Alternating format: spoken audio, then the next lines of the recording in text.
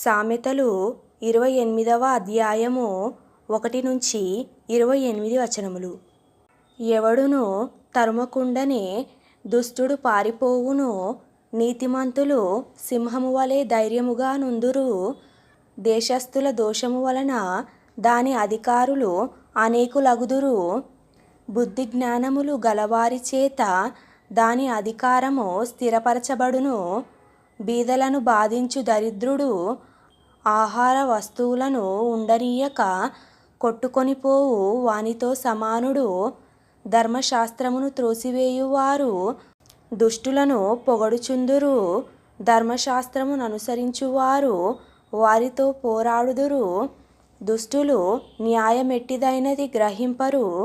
యెహోవాను ఆశ్రయించువారు సమస్తమును గ్రహించుదురు. వంచకుడై ధనము సంపాదించిన వానికంటే యథార్థముగా ప్రవర్తించు దరిద్రుడు వాసి. ఉపదేశమును అంగీకరించు కుమారుడు బుద్ధిగలవాడు. తుంటరుల సహవాసము చేయువాడు తన తండ్రికి అపకీర్తి తెచ్చును. వడ్డీ చేతను దుర్లాభము చేతను ఆస్తి పెంచుకొనువాడు దరిద్రులను కరుణించు వాని కొరకు దాని కూడబెట్టును.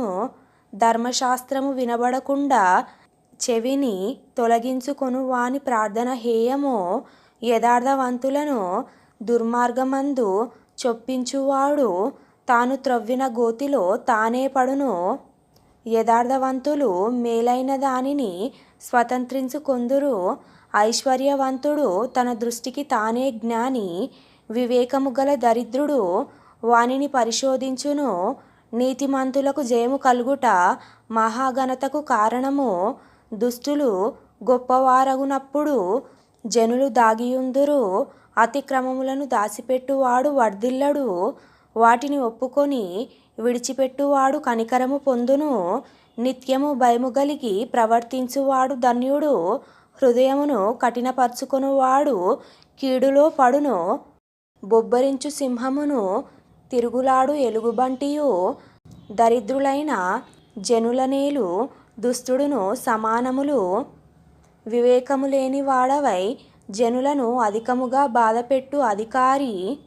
దుర్లాభమును ద్వేషించువాడు దీర్ఘాయుష్మంతుడగును. ప్రాణము తీసి దోషము కట్టుకొనినవాడు గోతికి పరుగెత్తుచున్నాడు. ఎవరునూ అట్టివానిని ఆపకూడదు. యథార్థముగా ప్రవర్తించువాడు రక్షింపబడును.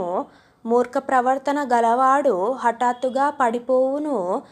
తన పొలము సేద్యము చేసుకొను వానికి కడుపు నిండా అన్నము దొరకును. వ్యర్థమైన వాటిని అనుసరించు వారికి కలుగు పేదరికము ఇంతింత కాదు. నమ్మకమైన వానికి దీవెనలు మెండుగా కలుగును. ధనవంతుడగుటకు ఆతురత పడువాడు శిక్ష నొందకపోడు. పక్షపాతము చూపుట మంచిది కాదు. రొట్టె ముక్క కొరకు ఒకడు దోషము చేయును. చెడు దృష్టి గలవాడు ఆస్తి సంపాదింప ఆతురపడును. తనకు దరిద్రత వచ్చునని వానికి తెలియదు. నాలుకతో ఇచ్చకములాడు వానికంటే నరులను గద్దించువాడు తుదకు ఎక్కువ దయ పొందును. తన తల్లిదండ్రుల సొమ్ము దోచుకొని అది ద్రోహము కాదనుకొనువాడు నశింపజేయువానికి జతకాడు. పేరాస గలవాడు కలహము రేపును. యెహోవా యందు నమ్మకముంచువాడు వర్ధిల్లును. తన మనస్సును నమ్ముకొనువాడు బుద్ధిహీనుడు. జ్ఞానముగా ప్రవర్తించువాడు తప్పించుకొనును. బీదలకిచ్చువానికి లేమి కలుగదు. కన్నులు మూసికొను వానికి బహుశాపములు కలుగును. దుష్టులు గొప్పవారగునప్పుడు జనులు దాగుకొందురు. వారు నశించునప్పుడు నీతిమంతులు ఎక్కువగుదురు.